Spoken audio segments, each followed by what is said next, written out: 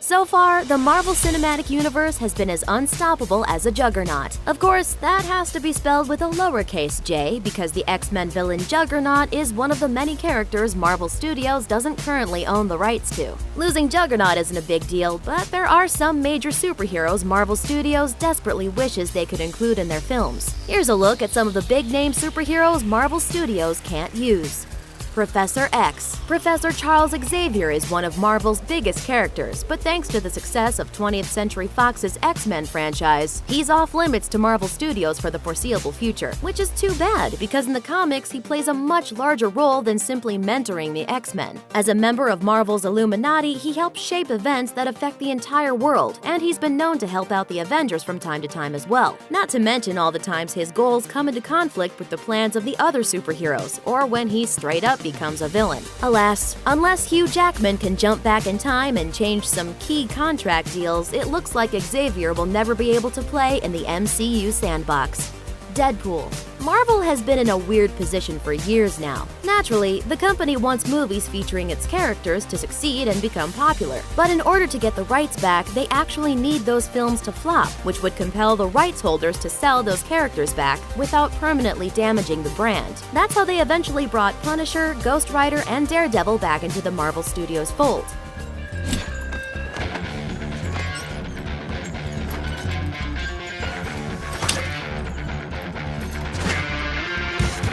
Oh god.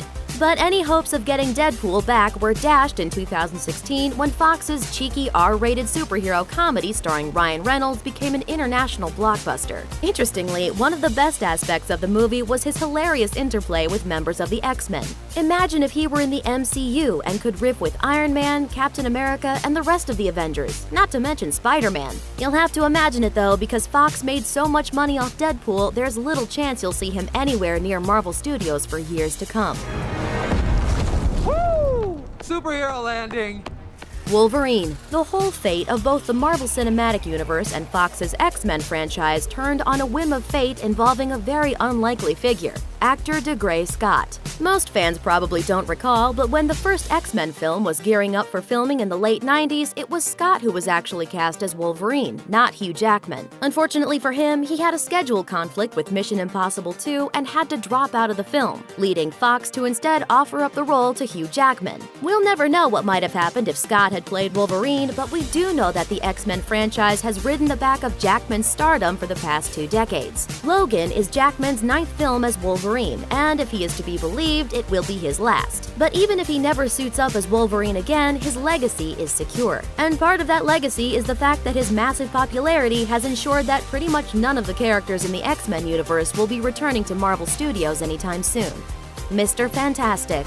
Dr. Reed Richards is a man of science, so he doesn't believe in superstition, but it certainly seems like some kind of curse has fallen on the cinematic Fantastic Four. After 2 relatively lackluster films from Fox, the team received a cinematic reboot in 2015 that was both a critical and commercial bomb. That film's failure fueled rumors that Fox and Marvel had secretly cut a deal to return the Fantastic Four's film rights to Marvel Studios. Both sides deny this happened, but you can't blame fans for dreaming. After all, Mr. Fantastic has played a key role in almost every single major Marvel Comics event ever, and is a natural counterpart to MCU big brains Tony Stark and Bruce Banner. And considering Fox clearly doesn't know how to handle the character, getting him back where he belongs just makes sense. Silver Surfer. As filmgoers saw in the Fantastic Four sequel, the Silver Surfer is an alien who was empowered by the world-eating Galactus, but rebelled and chose to become a hero. He's a perfect fit for the MCU's cosmic side, possibly fighting alongside the Guardians of the Galaxy against threats such as Thanos or Ronan. Or he would be, if Marvel Studios could use him. But since they can't, there will simply be a surfboard-shaped hole in space where he should be. Bummer.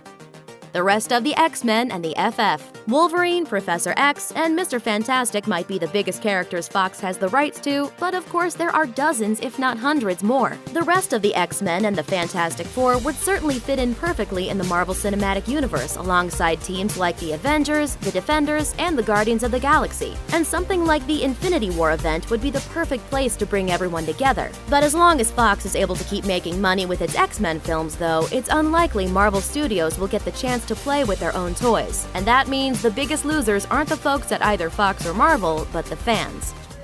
I'm pretty grossed out. Thanks for watching. Click the looper icon to subscribe to our YouTube channel. Plus, check out all this cool stuff we know you'll love too.